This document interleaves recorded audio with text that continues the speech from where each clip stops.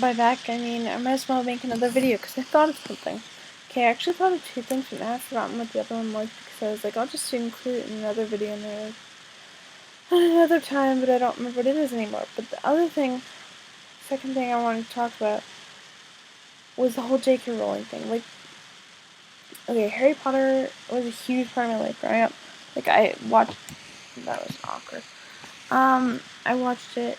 I watched all the films as soon as they came out. I read all the books as soon as they came out. Got the last two at the midnight premieres. I went to go see the last film at midnight. The very first opening day. I love Harry Potter. Everything I did in my childhood was either Disney or Harry Potter. That's actually how I like life. And so I feel like I should comment on this.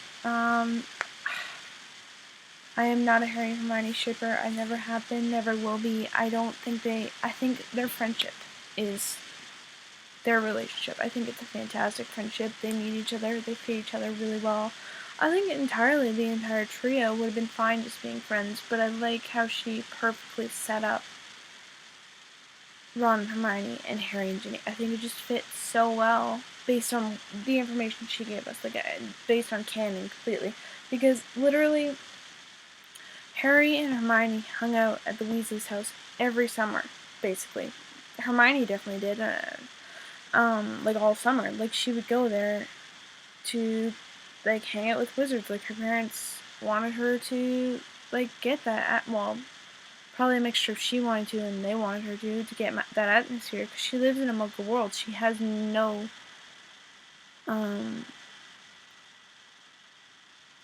lost my train of thought. She has no communication. Well, not communication, but she has no like experiences. Like she can't do magic outside of the Wizarding World. And my dog's being loud outside.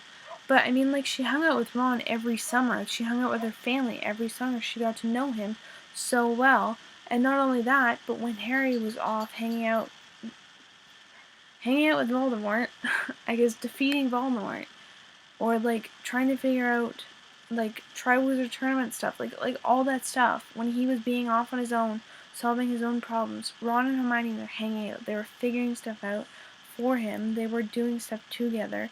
They were a pair. They did stuff together. Like not always. Like a lot of times Hermione would go off on her own and do research because Ron is a lazy bum and never does anything, but he's just there when you need him.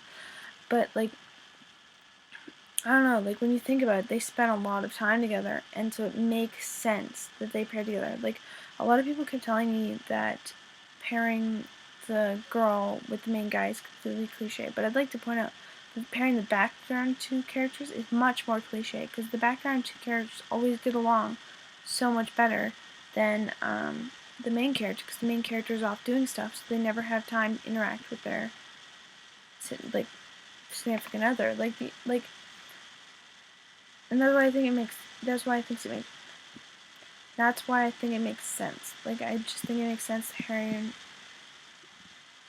and Ginny ran up together because Ginny's always loved him, always paid attention to him, and though he didn't realize it till the 6th year, like it's a thing. And Hermione and Ron have always hung out together, and they've always. I don't think they always liked each other. I don't think they realized it till later on, but like they've always. I don't know. It's just a thing, and like, I'm not arguing that JK can have her own opinions and her own opinions can change. That's fine.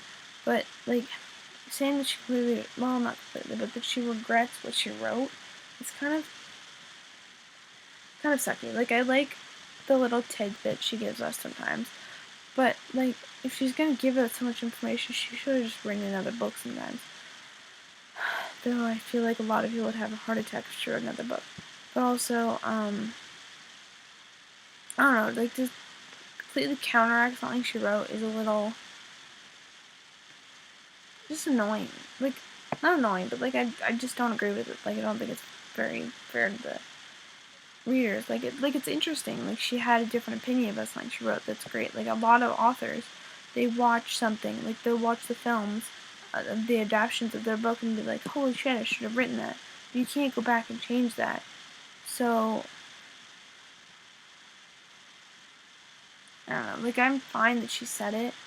I just think that a lot of people are overreacting because she said it, even though it's still canon. I think that it's weird that she said it. I don't know.